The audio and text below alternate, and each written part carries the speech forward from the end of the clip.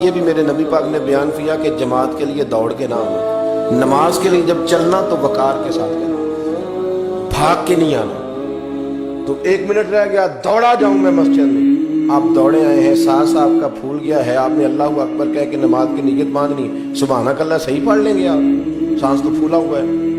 اور پھر اگر آپ راستے میں آ رہے تھے اور آپ تیزی سے آئے اور آپ بھاگے اور آپ کو چوٹ لگ گئی تو آپ کئی جماعتوں سے گئے، منع کر دیا، فرمایا بھاگ کے نہیں آنا، آرام سے آؤ، سکون سے آؤ، اطمینان سے، آپ کی طبیعت کے اندر سکون رہے، آپ کو پتہ ہے کہ منزل انشاءاللہ ملے گی، نکل گئے ہیں تو اللہ اس کا اجر بھی عطا کرے گا۔ آپ کی نیت تھی کہ مجھے جماعت سے ملنا ہے، کسی وجہ سے رہ گئے تو اللہ ثواب دینے والا ہے، لیکن اس کے اندر بے چینی پیدا کر لینا اور دوڑنا اور بھاگنا اور بہت ساری چیزوں کا شکار ہو جانا۔ وضو کریں سکون کے ساتھ، صحیح وضو کریں، کیونکہ تبلیغ سے تھوڑا سا تعلق رہتا ہے تو کچھ تلخیاں بھی کبھی کبھی برداشت کرنی پڑتی ہیں اور کہنا بھی بڑا ضروری ہوتا ہے۔ ایک صاحب میرے ساتھ وضو کر رہے تھے، کہیں میں سفر پہ تھا تو میں نے ان کو ٹوک دیا، میں نے کہا آپ کا ٹخنا سارا خشک رہ گیا ہے۔ تو چونکہ وہ ان کا چہرہ مورا بتاتا تھا کہ کوئی امیر آدمی ہے یا کسی بھی لحاظ سے کوئی درجہ رکھتا ہے، تو مجھے کہنے لگا مولوی صاحب نماز آپ نے قبول کرنی کہ اللہ نے؟ کتنی مطلب عجیب بات ہے۔ میں نے انہیں کہا جی قبول اللہ نے کرنی ہے، پر اللہ نے شرطیں بیان کی ہیں قبول کرنے۔ آپ درزی کے پاس گئے، آپ نے درزی کو کہا میرا ماپ لے لو، شرط لگائی کہ اس ماپ کا کرتا ہو، اس ماپ کا میرا پاجامہ ہو، اس ماپ کے میرے بازو ہو، شرط لگا کے آئے آپ۔ تو اگر اس نے غلط ماپ کا سی دیا تو قبول کر لیتے ہو؟ کر لو نا، پھر کیا ہوا ہے، تھوڑی نیکی کرو نا، کوئی اب بات نہیں، بس تھوڑا سا 4-5 انچ بازو چھوٹا رکھا ہے، کوئی ایسا مسئلہ نہیں، پھر کیا ہے، تھوڑا سا جو ہے وہ پاجامہ آپ کا اس نے تنگ کر دیا، آپ ذرا موٹے تازے تھے تو پورے ہی نہیں نا صرف آ رہے، تو سی تو اس نے دیا نا، کر لیں گے قبول۔ کیوں؟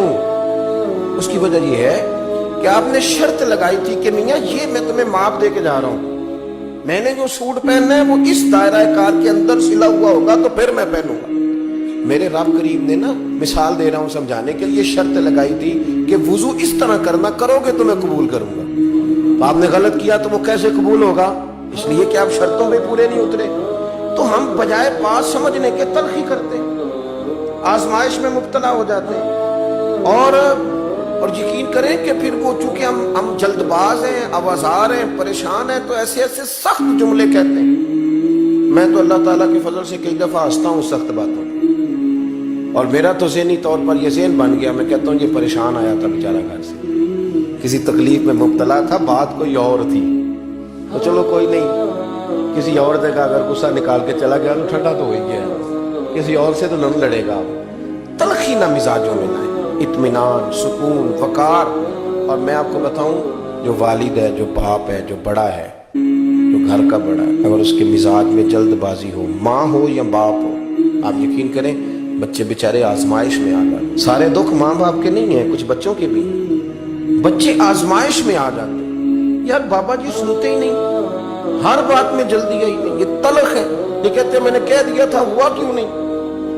اولاد پریشان ہو جاتی، اور بچے کہتے ہیں کہ مطلب کدھر جائیں آپ، کس سے کہیں، سخت بولتے ہیں اور اتنی سخت بات کرتے ہیں۔ وہ بھائی ذرا ٹھہریں آپ، ٹھیک ہے بات اس میں کہ بچوں کو آپ نے آرڈر کیا تھا تو آپ کا اس وقت بڑا درجہ تھا، آپ کے حکم پہ فوراً جو ہے وہ ہاں کرنی چاہیے تھی، پر وہ انسان ہی ہے، مشین تو نہیں نا، وقت تو لگتا ہے۔ اور یہی حال بہت سارے نوجوانوں کا ہے، وہ کہتے ہیں ابا جی آپ کو ڈھنگ کا کام کرنا چاہیے تھا، دیکھیں میں کتنا پیچھے رہ گیا ہوں۔ اپنی طبیعت کی تلخی نے آپ نے دوسروں کے دل چیر کے رکھ دیے، آپ نے کسی کے جذبے کا خیال ہی نہیں کیا، کوئی احساس ہی نہیں پیدا ہوا، آپ نے دیکھا ہی نہیں کتنے لوگ آپ کی وجہ سے آزمائش میں آ گئے، آپ کی طبیعت کی جلد بازیاں کتنے لوگوں کی روحوں پر پیر رکھ کے چلی گئی،